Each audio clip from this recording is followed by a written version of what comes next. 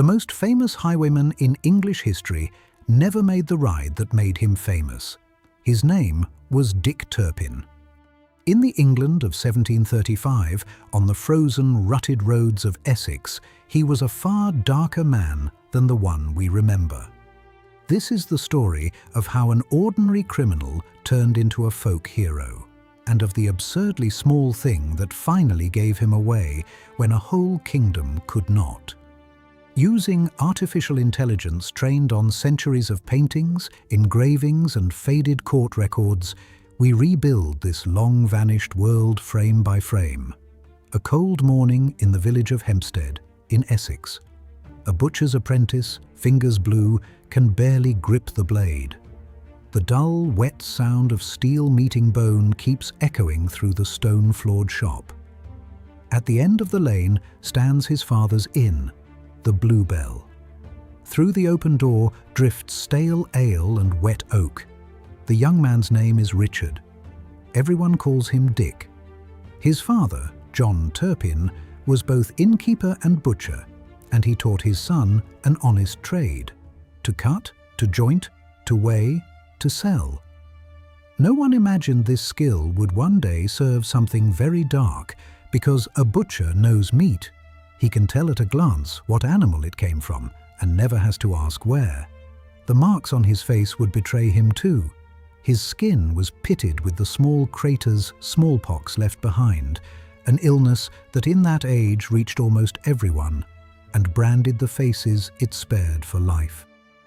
The inn was crowded, smoky, loud. A boy raised there grew up easy with quick money and passing strangers. The distance between an honest trade and a dark road was far shorter than we like to think. Perhaps the most dangerous criminals are the ones who look the most ordinary. In the forests of Essex, a group of men slipped onto other people's land by night. Deer poachers. Their real problem was never the hunt. It was breaking up the stolen carcass quietly and selling it with no questions asked. And who better for that than a butcher? So Dick Turpin was drawn into crime not by the point of his blade, but by his trade. At first, he only sold the meat. Only. The sentences that ruin a life so often begin with that little word. This gang went down in history under two names: the Gregory Gang, or simply the Essex Gang. When the penalty for poaching was raised, the men turned to a darker living. Not the hunt, houses. They chose the isolated farms on the edge of London, homes far from help, with no neighbour to call to. The winter of 1734. Frost-locked fields, thin blue smoke from the chimneys, the distant beat of hooves tearing the silence of the night. Wherever these men passed, one thing was left behind: fear, the kind that soaks into a house like wet wool and will not leave for days. That winter, the outskirts of London trembled at their name, and one newspaper of the day, the London Evening Post, reported their raids again and again, stirring a genuine panic in the capital. Records say that in October they emptied a grocer's shop. In December, they broke into a farmer's house and carried off what would be a small fortune today.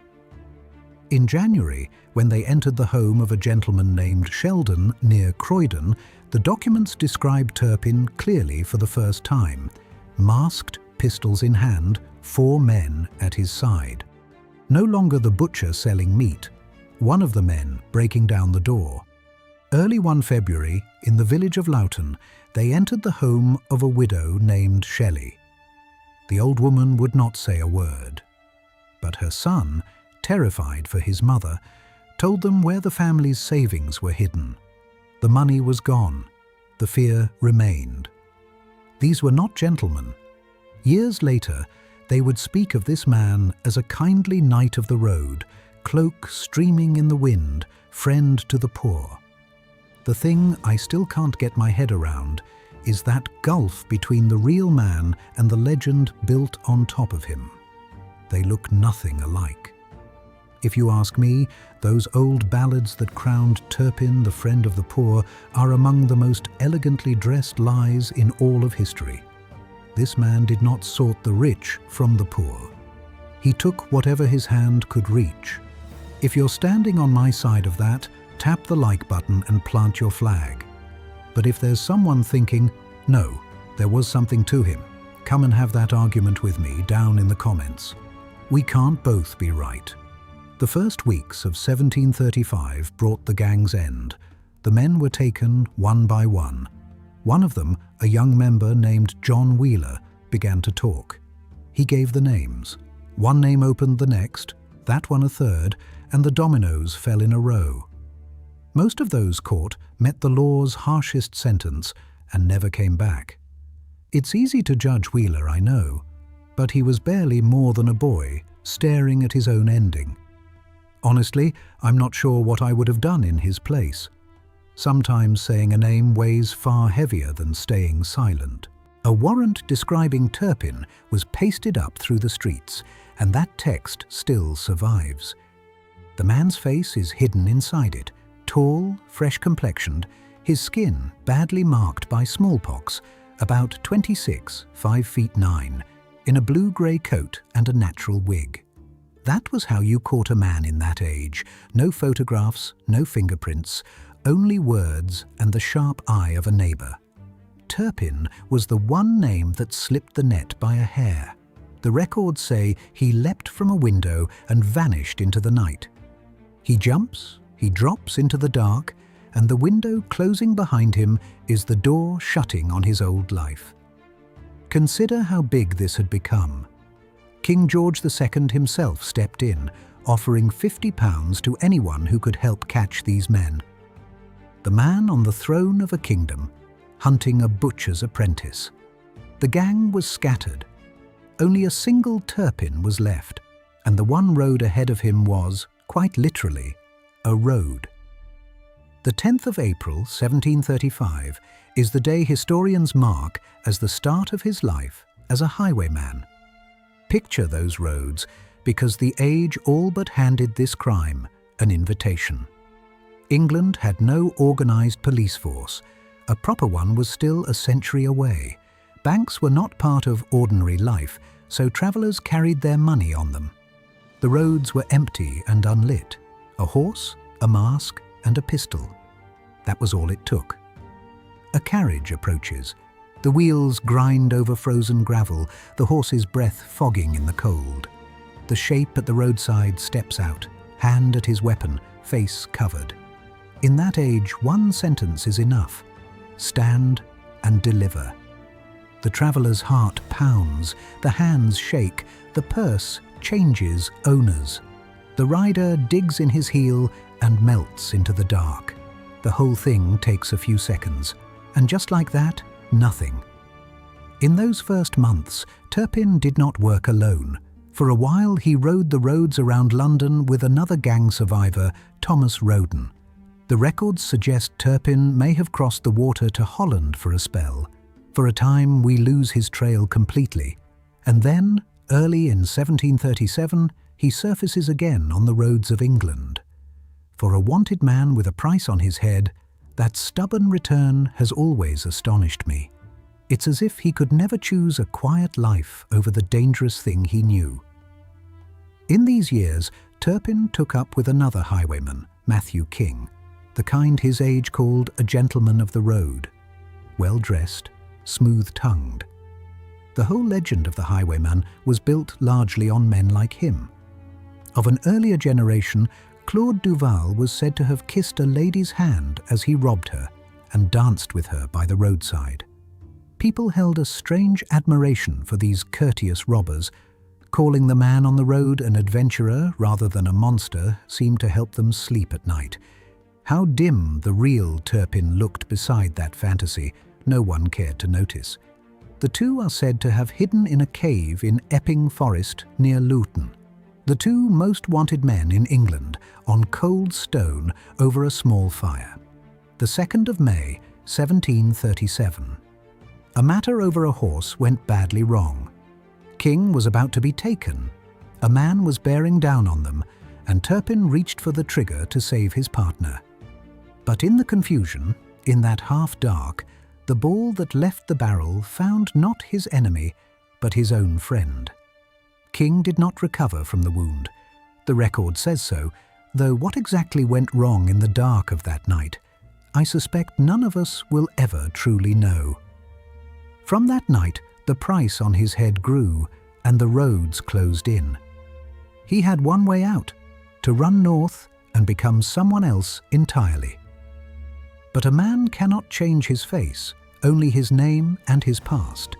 He left Essex, his family, the smell of the butcher's block, everything he knew. To erase yourself and write yourself again is exhausting even to imagine. A man quietly vanished from Essex. In his place, hundreds of miles away, in the Yorkshire town of Brow, another appeared. Polite, comfortably off, smiling, a horse dealer named John Palmer. His neighbours took him for a perfect gentleman. What they did not know was that Palmer was stealing horses in neighbouring Lincolnshire, then bringing them back to sell in Yorkshire, where no one knew his face. A double life.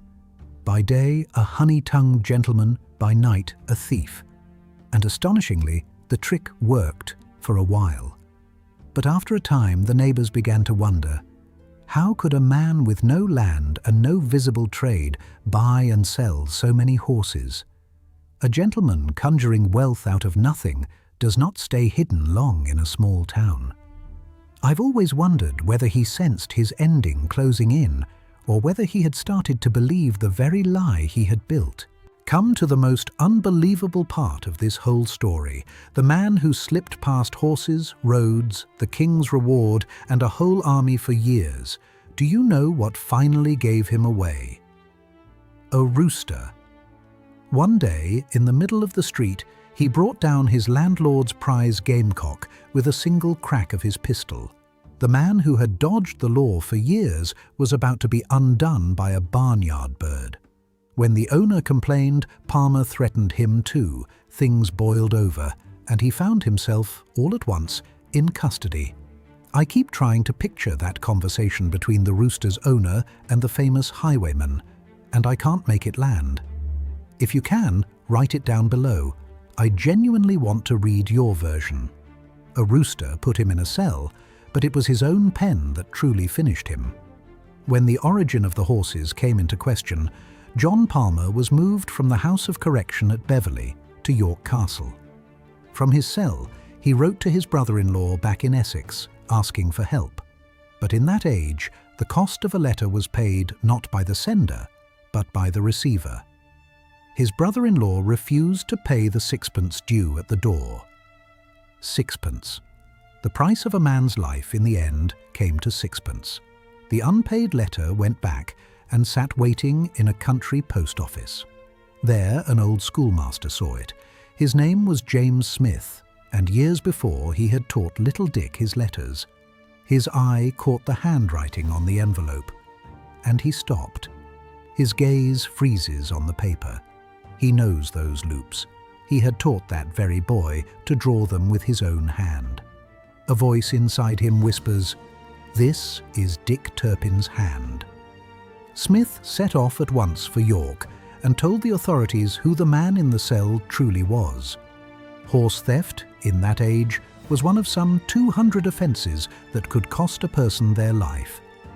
Historians later called those penal laws a merciless order because the smallest crime against property could bring the gravest sentence. The dungeons of York Castle were cold, damp, crowded. Water seeped from the walls. When the trial day came, the courtroom filled with the curious, for the trial of a famous prisoner was almost entertainment. A schoolmaster's identification from a single letter brought the whole mask down. The court gave its verdict. What awaited him was the harshest sentence the law could give. Armies could not catch him. The king's reward could not catch him. A rooster felled in the street, and an unpaid sixpence did. I don't think I've ever seen so clearly how small the things are that a human fate can turn on. The 7th of April, 1739. he was taken to a wide common outside York, the open ground the people called the Knavesmire. In that age, such days were a kind of grim public spectacle, the square packed with crowds, hawkers selling bread, children up on shoulders.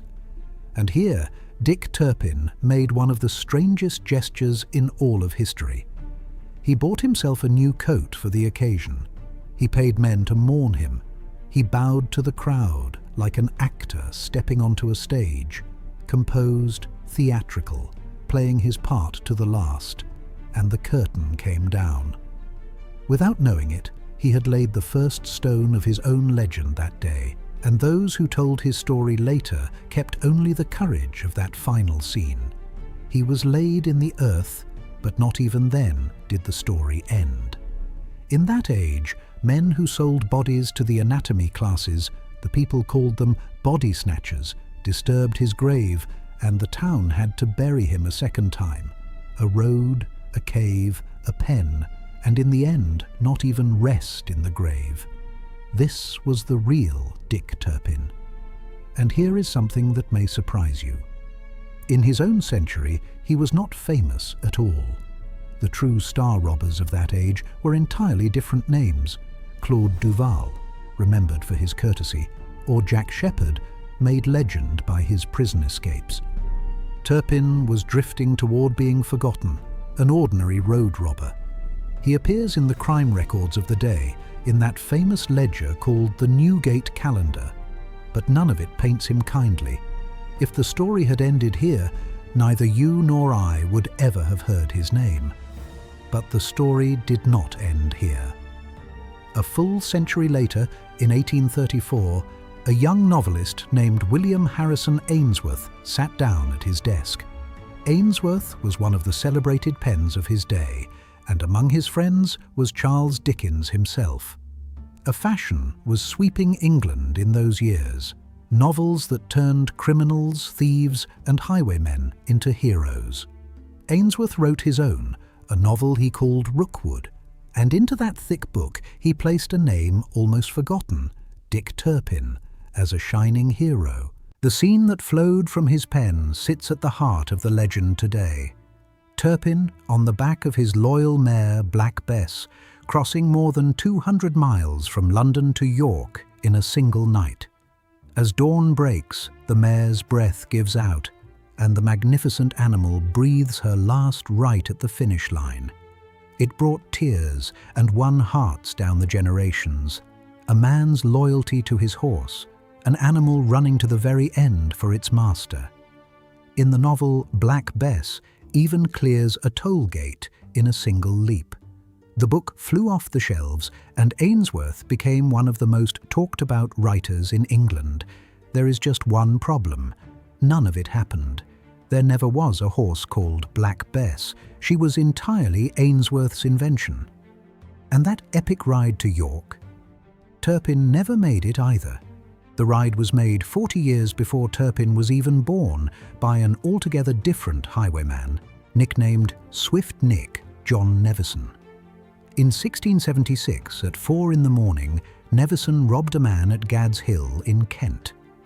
To build himself an alibi, he rode all day long north to York, and by 7:45 that same evening, he was in the city, so cool-headed that he sat down to a game of bowls with the Lord Mayor, proof he could not have been hundreds of miles south that morning.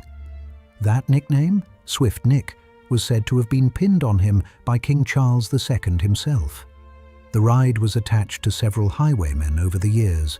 Even Daniel Defoe credited it to Nevison. And in the end, in Ainsworth's pen, it was draped onto Turpin's shoulders. In other words, the legend was stolen. Another man's horse, another man's knight, dressed onto Dick Turpin. To be honest, we don't remember Dick Turpin today. We remember the man Ainsworth invented in ink. The real one had been lost in the mud. Ainsworth even added the truth as a small note at the end of the book, but no one looked at the note. The reader wanted the horse, the knight, the tearful mare, not the dry truth.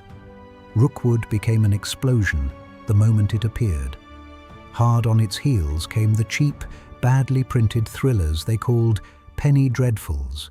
One of them was titled outright Black Bess, or The Night of the Road. The name of a horse that never existed grew more famous than most real ones. Plays were staged, wax figures raised, and in the end it reached the cinema and television, until his name even landed in a comedy film.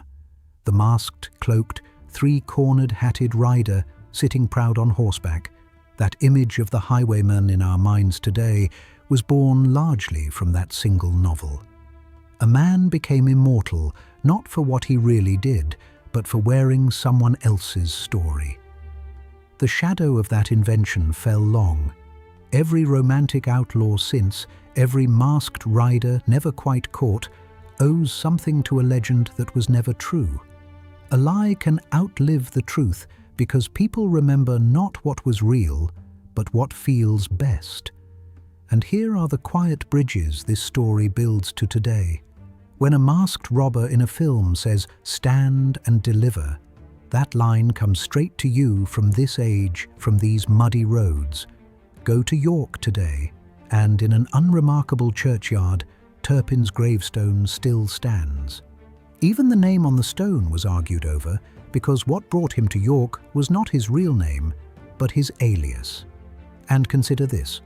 The receiver pays postal system that gave Turpin away was so broken that in 1840 it was overhauled completely. That little stamp you press onto an envelope today was born from the ashes of the very system that betrayed him. Sit with that for a second. That tiny stamp in your hand, an inheritance reaching across 300 years from one ungiven sixpence. We, the team behind Arthur's Living History, love raising these lost worlds back to their feet because we believe every forgotten face has a true story waiting to be told. If the real Dick Turpin made you feel more than the legend ever did in all those years, come along on this journey. Subscribe and tell us, into which dark corner of history, on the trail of which forgotten name, would you like us to walk next? Because sometimes what makes a man a legend is not the speed of the horse beneath him. The roads had long forgotten him. What made him immortal was not the sound of hooves, but a gallop that was never run, spilling from the tip of a pen. Don't forget to check out the video recommended by YouTube on the left side of the screen.